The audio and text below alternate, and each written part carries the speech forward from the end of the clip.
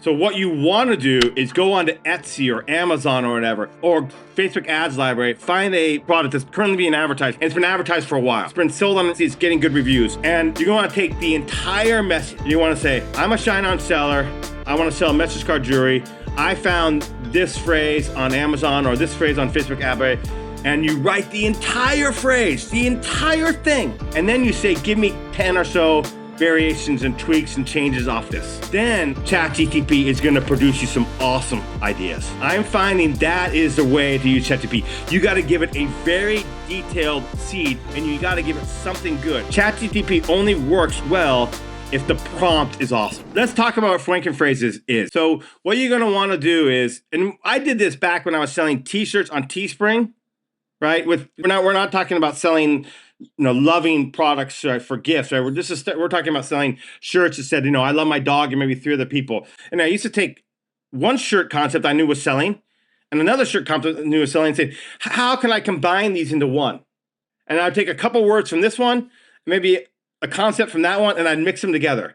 We call it, thanks to Michael, we call it Franken-Phrasing. So ShineOn you guys have a package of like 100 proven messages that sold in the past, right? Yeah. So we have a 2025 phrase playbook where I went all the way back, I think, to 2020. I mean, I looked at thousands of messages and found there were like 30 of them that were recurring in literally all of our top selling products. I'll have to keep talking. I'll dig that up. So what I recommend is you grab that and then you start mixing and matching stuff together to craft a unique phrase. Don't use that. The biggest mistake people are going to make with that product, and it's a great product. It's a great product. Those phrases as is with no editing, no changing, no tweaking, and they're just going to put it on a love knot message card jewelry item. A love knot's the most commonly advertised product and a forever love. And then they're going to get 0 or 1 or 2 sales. They're going to lose money, and then they're going to go on the ShineOn group and complain that this doesn't work. Yeah. Look, I'll try to. It doesn't work because you're just copying the same shit everyone's done. So I'm getting passionate here. I'm getting warmed up here. I mean, of course it doesn't work. It's mind-boggling that you think it would. So look, I'll share this after this airs or whatever. I looked at over 700,000 orders. Yes, I used AI to help me. But if you come in here, I show you the top niches. I show you the average number of sentences, word count, et cetera, for all the top sellers, the top products. And I give you all of the fragments. These are literally all of the top selling fragments, over 700,000 orders, right? So you're going to be able to come in here and you can mix and match. You can change them. You can put them into AI and have it spin it. You can make them niched. You can do all kinds of stuff. And I even break down why some of the fragments work. Like even some of the fragments have the same structure in them, right? And I get into the common motifs and why all those structures work. So anyway, I'll provide a link to this. It's completely free because we want you guys to be successful. Okay. Now, if you leverage this tool, but you add your own creativity, that's when the magic can happen. Okay. So I think I talked about Franken-Phrase. Let's move on to the next one. Have ChatGPT write it for you. And now here's the key. Okay.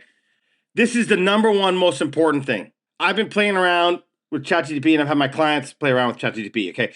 The worst thing you can do is go in and say, I am a ShineOn seller. I want to come up with a gift for mom for a message card jewelry item, the Love Knot necklace. Can you give me 20 phrases, maybe 30-word phrases to use? What ChatGPT is going to do is go out on the internet and going to come up with some stuff that may be sold. And it's going to pit you like all this generic stuff, and it's going to be just bad. So what you want to do is go onto Etsy or Amazon or whatever, or Facebook ads library, find a product that's currently being advertised, and it's been advertised for a while, okay? Or it's been sold on Etsy, it's getting good reviews. And you're going to take the entire message and you want to say, I'm a ShineOn seller. I want to sell message card jewelry. I found this phrase on Amazon or this phrase on Facebook ad library. And you write the entire phrase, the entire thing. And then you say, give me 10 or so variations and tweaks and changes off this. Then ChatGPT is going to produce you some awesome ideas. I'm finding that is the way to use ChatGPT. You got to give it a very detailed seed, and you got to give it something good. ChatGPT only works well if the prompt is awesome. Yeah, totally with you on that, man. Well, it's people have to remember it's been trained on every text in the history of the world, right? And what it does is it basically synthesizes to the average across all of that, right? So every time you ask it something, it's going to produce an average output unless you give it bumpers, right? You give it constraints, and that's all you're doing. You're saying like give it really good context, give it really good constraints, and your output gets better. Couldn't agree more.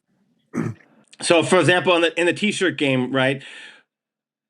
Instead of saying, give me 10 t-shirt ideas in the dog niche, give me, I saw this phrase, I run on dogs and coffee, right? I saw that t-shirt selling. Okay, so go in and put I run on dogs and coffee t-shirt is selling well on Etsy. Give me some more phrases based on that, tweaks and changes. And then ChatGPT will pump out some great stuff. Yeah, totally agree. Totally agree with that.